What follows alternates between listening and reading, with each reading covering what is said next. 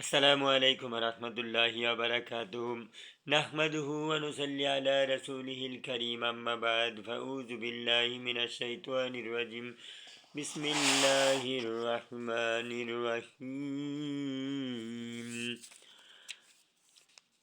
সকল দিক থেকে নিরাপদ থাকার দোয়া সকাল ও সন্ধ্যায় একবার আল্লাহুম্মা ইন্নী আসআলুকাল আফওয়া ওয়াল আফিয়াতা ফিদ দুনিয়া ওয়াল আখিরাতি আল্লাহুম্মা ইন্নী আসআলুকাল আফওয়া ওয়াল আফিয়াতা ফি দীনি ওয়া দুনিয়া ওয়া আহলি ওয়া মালি আল্লাহুম্মাস্তুর আউরতি ওয়া আর আমিন রওআতি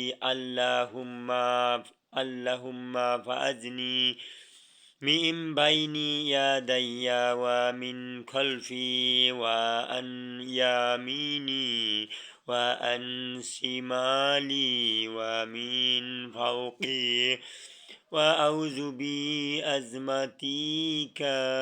আন উগতালা মিন তাহতি। অর্থ: হে আল্লাহ, আমি আপনার নিকট দুনিয়া ও আখিরাতের ব্যাপারে আপনার কাছে ক্ষমা প্রার্থনা করছি। হে আল্লাহ, আমি আপনার নিকট ক্ষমা প্রার্থনা করছি আমার দিনের ব্যাপারে, দুনিয়া, পরিবার ও সম্পদের নিরাপত্তায়। হে আল্লাহ, আপনি আমার সকল দোষসমূহ ঢেকে রাখুন এবং অন্তরে নিরাপত্তা ও শান্তি দিন।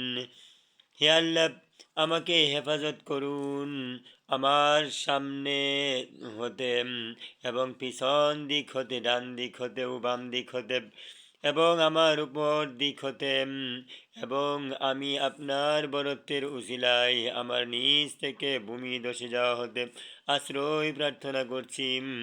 এই হাদিসটি আবু দাউদ শরীফের 5076 নম্বর হাদিস।